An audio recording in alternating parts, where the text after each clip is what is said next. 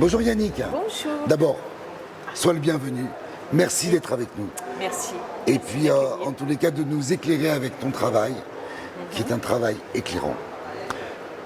J'aimerais, avant toute chose, que tu me parles un petit peu, parce que tu as un travail qui, à mon avis, fait de couches successives, donc qui met un certain temps à être réalisé. Si tu pouvais nous en parler rapidement, mais parce que c'est un travail pour arriver à ce résultat-là, j'imagine que tu as une couche et puis une autre couche et une autre couche. Voilà, il y a d'abord la préparation du tableau où ce sont des toiles.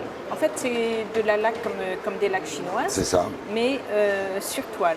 Du coup, je prépare mes toiles avant avec de la toile à beurre, du blanc de meudon et de la colle de lapin. Pardon. Voilà. Derrière ça, après un bon ponçage, que ce soit bien lisse et bien faire, je commence. Alors c'est du gomme-laque qui peut venir de la cochenille ou des résineux ou même, enfin voilà, et dans lequel je viens mettre mes pigments.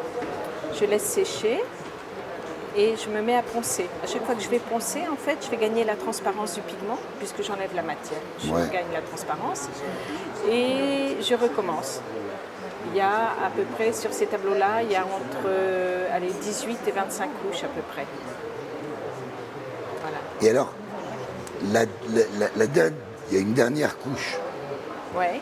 Il y a une dernière couche qui est une laque. Qui est de la laque, la même que la première. La même que la première. Ouais. Et alors, juste pour revenir sur mon chouchou, à quel moment tu as fait ces inscriptions? Ben, si on regarde bien, les premières inscriptions étaient faites sur les premières couches. On voit à peine l'écriture. Et à chaque couche, en fait, il y a eu une partie du poème de Paul Éluard, qui sont les mots qui font vivre. Et donc, voilà, on a tout en haut, là, en fait, on a des choses qui se voient très, très peu.